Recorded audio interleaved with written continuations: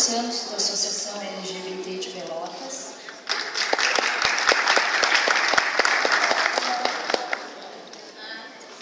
Michael Nartigal.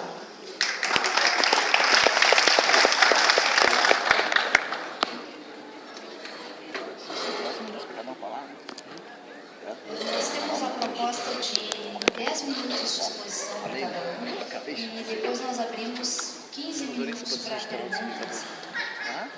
Outras discussões da plateia com você. Então eu passo a palavra para o Maurício Paz.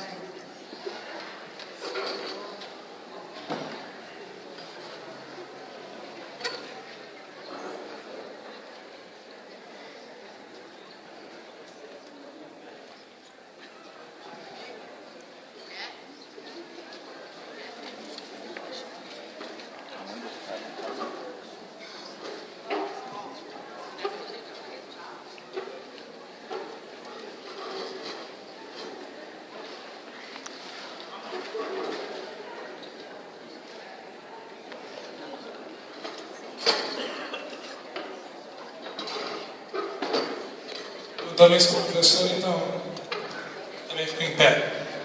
Bom, boa noite a todo mundo. Sou professor na rede privada de Pelotas, trabalho com a disciplina de Geografia e disciplina de História, sou formado em História.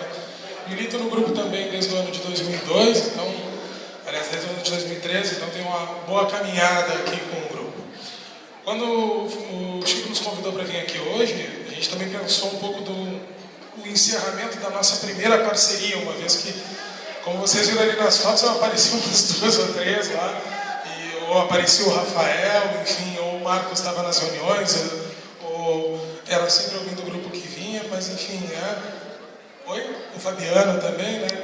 Então, assim, muito satisfeito de ver essa parceria dando certo e esperamos renová-la por outros anos, cada vez mais, assim, sem sombra de dúvidas. Acho que tu és um exemplo para essa comunidade, tu és um exemplo para a nossa profissão de professor, né? E exemplar que tu faça isso sozinho, que tu comece isso sozinho e consiga mobilizar depois tanta gente. Bom, hoje a gente está aqui num dia especial, um dia histórico, né? E aí é bem na minha área para falar, por causa daquele prédiozinho ali, né? Eu gosto muito de falar dos prédios, porque eu não gosto de prédio. Na verdade, eu acho que os prédios eles têm os seus símbolos e tal, mas muitas vezes a gente acaba atribuindo a eles alguns símbolos que não deveriam ser os nossos símbolos, né? Agora mesmo a gente está às vésperas da comemoração de 200 anos de uma cidade, e basicamente o que a gente teve foi comemorar prédios, né? Comemorar os nossos prédios históricos no centro. Esse prédio também é um prédio histórico, né? Esse prédio foi um bar na década de 60. Ele foi um bar chamado Stonewall. Pode passar para nós, por favor? Então, como vocês podem ver nas imagens da época, era um bar frequentado pela juventude, como qualquer bar ainda hoje é frequentado. Então, o pessoal ali na frente, conversando, tirando fotos, sorrindo, né? Juntava uma muvuca de gente. Só que esse bar ele tinha uma identidade diferente. Esse bar ele era constantemente vigiado pela polícia. Então nós temos ali várias imagens da época que mostram justamente isso, policiais observando esse bar. Já que estava na década de 60, o que será que poderia ser? Será que eram todos comunistas? Não, certamente alguns, mas não eram todos comunistas. Aquilo era um bar gay. E esse bar gay foi alvo de inúmeras ações da polícia, que hoje em dia na história são consideradas ilegais. Ilegais por quê? Porque não era um bar que simplesmente estava sendo revistado porque todos os bares da cidade eram revistados. Aquele bar estava sendo revistado constantemente, aquele bar estava sendo invadido constantemente pela polícia, justamente porque lá se reuniam indivíduos que não tinham uma conduta sexual que na época era aceitável. Como vocês podem imaginar, toda a ação da polícia, infelizmente ainda, ou melhor, a maior parte da ação da polícia, infelizmente ainda é truculenta. Imaginem em 1969 como era essa ação, né? Era uma ação violenta, era uma ação de humilhação, era uma ação que causava indignação nessas pessoas. E aí aconteceu a diferença. As pessoas desse bar resolveram não deixar mais a polícia entrar. E aí houve uma guerra nas ruas. Pelo menos por 3 dias, foi a rebelião de Stonewall, a rebelião levou o nome do bar. Uma série de pessoas, gays, lésbicas, bissexuais, transexuais, travestis, mas também estudantes, também heterossexuais, também pessoas que trabalhavam nesse bar, vão literalmente construir barricadas nas ruas e, armados de paus e pedras, vão se opor à polícia. A polícia desistiu no 3º dia de invadir o bar, ou seja, foi uma vitória. E a partir daí, a gente teve essa data sendo celebrada no mundo todo. Então foi algo que aconteceu lá em Nova York, em 1969, 2 semanas depois do homem chegar à Lua. Mas que tem ecos até hoje em dia e passou a se tornar então o Dia Internacional do Orgulho Gay. Hoje em dia a gente diz Dia Internacional do Orgulho LGBT, né? Por quê? Porque os gays, homens masculinos, meio que se apropriaram, né? Não, gays somos nós que somos machos, homens, o resto é lésbica, o resto é trans, o resto é outra coisa, né? A história das caixinhas ali, como a Marina nos falava. Então a gente usa essa sigla ampla aí, LGBT, né? Tentando contemplar todo mundo, mas na verdade a gente está falando basicamente de diversidade sexual. E é por isso então que existe uma série de ações no mundo todo, inclusive aqui no Brasil, inclusive em Pelotas, já há anos, voltadas para o público LGBT. Esse ano, alguns grupos da cidade resolveram que chegou a hora de marchar, chegou a hora de sair às ruas com cartazes, chegou a hora de mostrarmos quem somos, de maneira a não ter vergonha daquilo que somos, muito pelo contrário, da maneira de ter orgulho, de fazermos muito mais do que só uma festa, é um ato político. E nesse sábado nós vamos às ruas em Pelotas. Nesse sábado, ao meio-dia, nós vamos nos reunir no calçadão, na esquina democrática. Gays, lésbicas, bissexuais, transexuais, heterossexuais, para dizer que basta, que chega de homofobia. E aí quando disseram assim, não, você vai falar lá sobre 200 anos de lutas, já que é uma cidade, né, que tem a fama de ser uma cidade gay. Eu adoro, amo a fama da minha cidade. E nós temos realmente muito do que ver. Nós temos uma série de assassinatos que ocorreram na nossa cidade. Eu tenho certeza que muitos de vocês lembram de ver alguns desses assassinatos. Quem não lembra que na década de 70, por exemplo, a gente tinha o Alfredinho, que era um morador de rua, que andava pela cidade numa bicicleta cheia de fitinhas. Ele foi assassinado com 18 facadas na Praça Coronel Pedro Osório. 18 facadas não é para retirar qualquer dinheiro que ele tenha. 18 facadas é quem odeia muito, gente. Isso foi um crime de ódio. O Alfredinho era homossexual, todo mundo sabia. Ele não se importava de maneira alguma de deixar isso claro. A gente tem todas as outras tentativas, os atentados, as meninas que estão na quadra, muitas vezes vão sofrer. Eu tive uma amiga que foi espancada com um cano de ferro, porque ela estava caminhando na rua. Ela foi encontrar uma amiga dela, que estava fazendo quadra, e ela foi até lá, uma amiga minha trans, e ela foi espancada com um cano de ferro. Eu já fui para a delegacia umas 5 vezes acompanhando amigos, assim, justamente por causa de violência. Acho que o pessoal da delegacia mais ou menos já me conhece quando eu chego lá, bateu em outro viado aí. E percebo que essa é uma realidade da nossa cidade. Essa é uma realidade da nossa escola, porque essa também foi a minha realidade. Eu optei realmente, eu escolhi um caminho diferente no meu ensino médio. Porque no ensino fundamental todo mundo me chamava de bichinha, viadinho, eu apanhava. E aí, para o ensino médio, eu fui para dentro da ETFPEL, lembra? Antiga ETFPEL, não existe mais, né? Mas enfim, fui lá para dentro da ETFPEL e lá eu disse, não posso apanhar aqui, então o que eu vou fazer? Eu optei por bater. Simples. Se eu vou dizer que antes de me chamar de viadinho, eu vou chamar ele de viadinho. Antes de ele me dar uma porrada, eu vou dar porrada nele. Olha o meu tamanho. E deu certo. Só que ao longo de 3 a 4 anos da minha vida, eu fui um agressor. Eu era o homofóbico. Eu era o que batia, eu era o que xingava, eu era o que debochava. Tinha uma vidinha exemplar lá, né? De cristão exemplar, quem me conhece sabe. Né? Eu era o que pregava contra aquilo, porque afinal de contas era aquilo que eu não queria. quando a gente tem essa preocupação, a gente do grupo também, de vir para uma escola para debater isso, e o nosso carisma é muito próximo da escola, eu acho que 90% do grupo são professores, eu trabalho na área, está ali o Tomás que é assistente social, tu não é professor, né, Tomás? Mas a especialidade do Tomás é em bullying homofóbico, ou seja, é na escola também. Então nós temos uma vocação toda voltada para a escola, um trabalho desde 2001, que é quando existe o grupo, voltado para a escola. A gente pensa o seguinte, ó, escola é lugar onde não pode haver, não deve de maneira alguma haver nenhuma forma de recriminação, seja ela por raça, seja ela por credo, por etnia, seja ela por origem, seja ela social e seja ela também a respeito da expressão sexual. Na escola não, na escola não pode ter. A escola é um lugar que a gente deveria bater o pé e dizer que não, que isso basta. E aí, complementando o que a Marina comentou, infelizmente a gente tem que fazer uma meia-culpa. Boa parte disso depende de como nós, professores, nos portamos.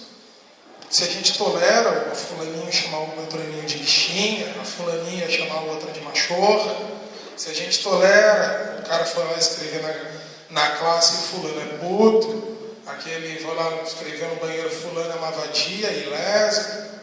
Se a gente tolera isso, a gente está abrindo espaço para isso. E me parece que a gente tolera muito. Uma pesquisa feita no ano de 2008 revelou que 52% dos professores de ensino fundamental não gostariam que tivesse um filho, ou aliás, um filho não, um aluno homossexual na sua classe.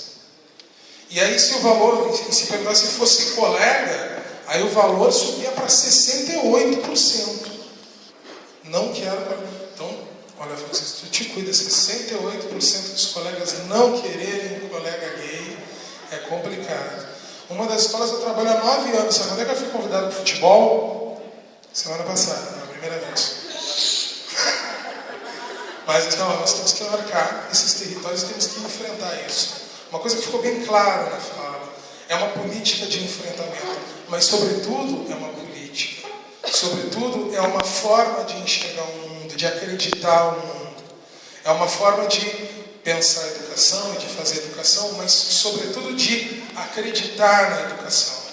E se tu acreditares que o que tu está fazendo realmente faz diferença, onde tem um professor que se opõe à homofobia, a homofobia não vai chegar naquela escola. Se tem um lá que vai dizer, não, aqui não. Pronto, basta. Se são 2, 3, melhor ainda. Mas se tem um só, aquela escola já vai ter um comportamento, uma vivência absolutamente diferente. Então, o que eu gostaria de deixar é realmente assim, essa reflexão de que a gente ainda está no meio de um caminho, ainda existem muitas lutas nesses 200 anos de Pelotas, existem muita gente a ser reconhecida do nosso passado, muitos assassinatos que passaram em branco, muitas formas de humilhação vividas cotidianamente por todos os segmentos LGBT, e algo precisa ser feito. O prédio que eu mostrei lá no fundo, ele não interessa, ele é só um símbolo, porque uma cidade ou uma sociedade ela é feita sobretudo de pessoas. E é a respeito dessas pessoas que a gente precisa realmente cuidar. Pertencendo a um grupo ou não, não é porque eu não sou índio que eu não entendo qual é a demanda da população indígena.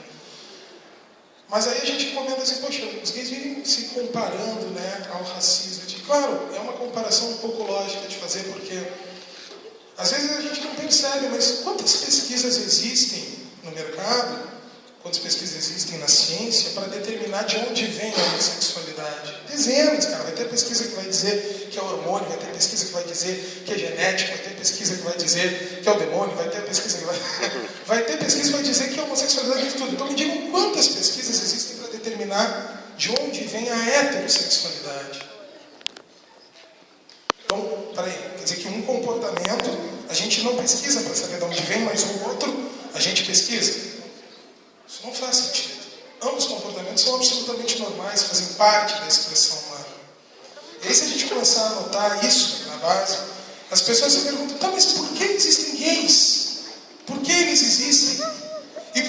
gays precisam se mostrar? Essa é uma grande pergunta. Por que o gay precisa se mostrar na escola? Não pode ficar quietinho? Ele tem que arranjar um namorado? Ele não pode simplesmente esconder que ele é gay, não vai ser melhor para ele, não vai ser melhor para a escola. Por que ele tem essa necessidade?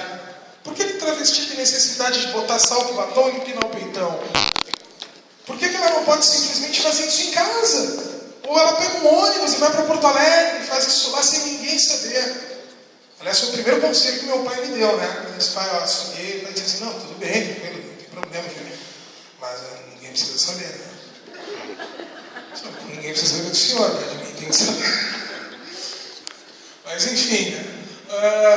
Por que existe essa necessidade? Porque faz parte da natureza humana, da mesma maneira que os heterossexuais sentem a sua necessidade de demonstrar o seu afeto, de demonstrar o seu carinho, de demonstrar quem são e como são. É uma necessidade básica do ser humano. E isso precisa ser amplamente protegido.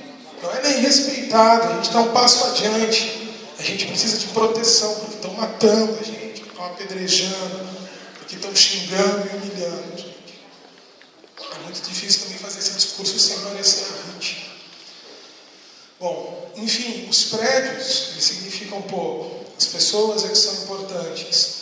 A gente está num prédio histórico hoje, como eu disse no início, e é bom saber que a gente está aqui para fazer a diferença. Estão todos convidados a sábado irem marchar conosco contra a homofobia em Pelotas, 200 anos de uma cidade gay. Obrigado.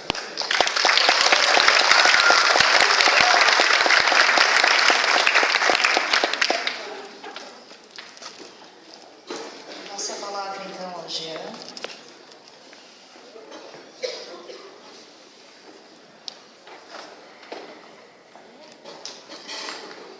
Boa noite novamente. Puxar aqui o... Bom, então, eu sou... Alguém pode me ajudar aqui? Não sei exatamente porque meu... eu tenho um mouse aqui, é claro. Aí. Isso, passei pra cá. Como se...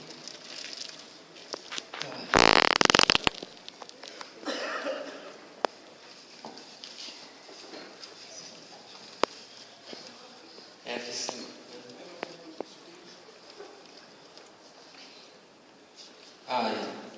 Obrigado. Sou professor, então, lá no curso de História da FURG e ingressei nessa instituição, apesar de ter uma vida de militância dentro do movimento LGBT já de alguns anos, só consegui ingressar na instituição a partir de uma linhagem de estudos que eu possuía referente aos processos de exclusão. Aí abri uma vaga lá para professor de cultura indígena e de cultura afro, eu acabei sendo selecionado, mas não havia, e não há, na verdade, né, um processo seletivo que fosse possível ingressar como professor na universidade pública, se valendo dos anos de estudo e de militância que eu tinha dentro do movimento LGBT, porque as universidades ainda não possuem esse tipo de questão. Então, ao ingressar na universidade, eu sempre tive essa preocupação, eu tenho que agregar esse fator, essas questões aos nossos estudos. E eu criei um velho sonho de trabalho que eu tinha, né, que era conseguir unir diversos segmentos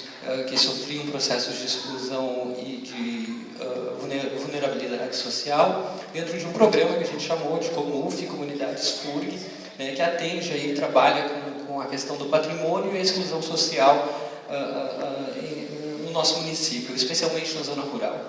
O município de Rio Grande possui vários distritos e é dentro desses distritos que a gente tem atuado. Atualmente a gente tem 74 alunos envolvidos, 18 professores da instituição e 44 professores da rede pública que estão nos apoiando e trabalhando conosco. O programa trabalha com a comunidade indígena, nós não temos mais comunidade indígena fixa em Rio Grande, o último grupo Guarani foi expulso nos anos 90, nós temos uma comunidade indígena que durante o verão nos procura, vai até o cassino vender artesanato, né? Também as comunidades quilombolas da região, ainda não registradas, não reconhecidas, pequenos produtores rurais e a comunidade LGBT da nossa região. Aqui, no caso dessa fala, eu vou concentrar nas ações relacionadas à comunidade LGBT. A ação relacionada à questão LGBT dentro da FURG começou com a primeira reunião para a criação da disciplina dentro do curso de História, da disciplina que se chamasse, né, provisoriamente, de História da Homofobia. Já havia sido criado dentro do nosso currículo a disciplina de História Indígena, de História de Cultura Afro, e daí nós resolvemos promover uma grande reunião, chamando movimentos, chamando vários interessados, né, a debater o tema, para que dentro do curso se gerasse um espaço de formação dos professores de História que refletisse sobre a questão da história da homofobia. A cadeira não só saiu, como acabou por gerar uma série de ações e mobilizações dentro da instituição, onde a comunidade LGBT era protagonista, porque como tema, isso é muito importante frisar, como tema, a comunidade LGBT, assim como a comunidade indígena, a comunidade negra, já foi incluída dentro das universidades. Muito se pesquisa esses grupos, muito se fala desses grupos, né? Muita gente tem que seu currículo montado em cima das culturas alheias, né? Mas propriamente envolver as pessoas dentro dos seus grupos é de pouca prática, né? Quantos grupos nós conhecemos aí que tratam de cultura negra dentro das universidades? Não tem um negro, nem como bolsista, nem como aluno trabalhando, pesquisando dentro desse universo. O mesmo se dá com a questão indígena e sobre a questão LGBT, que virou um filão de financiamento de projetos de extensão, se dá o mesmo. A população há muitos grupos de estudo dentro das universidades que trabalham com a questão da orientação sexual, da diversidade sexual, de questões de gênero, e dentro desse corpo de pesquisadores não existe sequer um aluno gay que esteja produzindo o conhecimento também. Então, a ideia do CUNF é muito isso, né? Que a gente possa promover os indivíduos de suas próprias comunidades como autores e protagonistas dos próprios saberes. A primeira ação pública que nós promovemos dentro da universidade foi o nosso Stonewall. Nós fizemos, ano passado, a primeira bandeira LGBT da universidade, construímos, fomos colando, cada um ia lá, colava um pedacinho da bandeira. Os grupos de pesquisa da universidade não nos apoiaram, não compareceram, mas houve uma grande mobilização por parte da comunidade da cidade mesmo, que compareceu no evento, né, construiu o movimento negro, o movimento indígena, vários setores estiveram presentes para construir essa primeira bandeira. A Marina nem sabe, mas tinha até uma foto da Marina lá. Nós botamos lá, o processo não foi pedido de direitos autorais, né, mas dizia assim a Marina, dizia assim, ela não tem medo. E estava a foto da Marina lá, né, o pessoal... E acontece que a nossa primeira bandeira LGBT foi erguida daí dentro do centro de convivência e acabou sendo posta no lixo, né? A gente encontrou lá no lixo reciclável depois. Mas daí agora, esse ano nós íamos pintar a parede, mas eu queria ver jogar fora a parede, né? Mas a greve, né, impediu que a gente fizesse essa ação desse ano. Também fizemos uma consulta às comunidades sobre o processo permanente estudantil. Essa é uma das principais pautas do nosso projeto, que as bolsas de permanência da universidade passem a considerar os alunos que se declarem membros da comunidade LGBT como mais um critério de vulnerabilidade, né? Aumentando a sua chance de arrecadar as bolsas. Ninguém é a favor disso dentro da FURG. Nós não temos apoio nenhum da FURG, né, para poder, a não ser a Pró-Reitoria de Assuntos Estudantis, para poder instalar esse tipo de programa. Então é navegar contra a corrente. Ninguém é a favor que o aluno da comunidade LGBT permaneça na universidade nesse sentido. Se a gente nega a eles as bolsas de permanência. Né? Também participação em eventos escolares que nós temos estado. Aí está a foto do Tony, no evento lá no Assis. Né? O Tony é meu companheiro, também é membro do COMUNF. Também promovemos uma série de ações incentivando a mobilização estudantil. Formamos o primeiro coletivo de estudantes negros e negras da FURG e também o coletivo Camaleão, hoje absolutamente independente do COMUF, porque já chegou a uma maturidade de ação, não necessita mais ter um apoio do professor orientando, não, eles já conseguem assumir uma maturidade, uma independência nesse tipo de ação e estão negociando e litigando com a universidade uma série de questões relacionadas à sua permanência, né? As reuniões deles são semanais, dos dois coletivos, né? E os coletivos também se cruzam, né? Estão dialogando e se reforçando, né?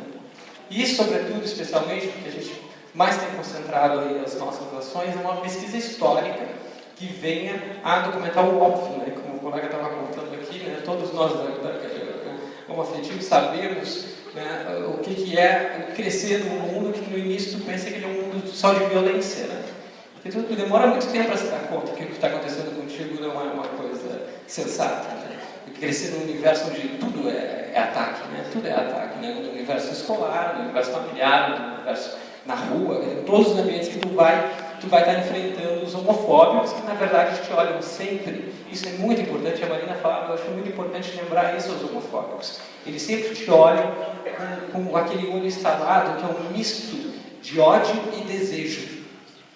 É os dois juntos. O homofóbico vem misturado disso, ele vem para cima de ti, porque eu só fui conhecer a homofobia no meu próprio corpo no Paraná, né, quando eu e meu companheiro estávamos lá conhecendo a Ilha do Mel, passeando, né, paramos numa pequena cidadezinha que mais tarde fomos saber, cara, mais uma central de neonazistas, assim, a gente estava simplesmente conversando numa praça, né, não estávamos fazendo nada demais, né, ainda muito cedo, e fomos violentamente atacados. Mas isso a gente conta, não fica registrado, né? A gente conta essas histórias, a gente não registra isso. Então é esse o objetivo da sessão histórica do nosso projeto lá na FURIA, que é conseguir registrar isso, né? Contar a história da homofobia e da violência que a comunidade LGBT sofre na região do Rio Grande, especialmente nas zonas rurais. Até o momento a gente conseguiu fechar aí a partir de uma série de acordos e de negociações com os indivíduos, 8 depoentes, né? 3 deles só podem depor, né, porque eles só podem depor em condição anônima, né, que é o caso de um depoente indígena e um depoente quilombola. Para eles ficaria bastante arriscado uma exposição pública, na medida que eles perderiam apoio, né, dentro da comunidade tradicional, da própria comunidade.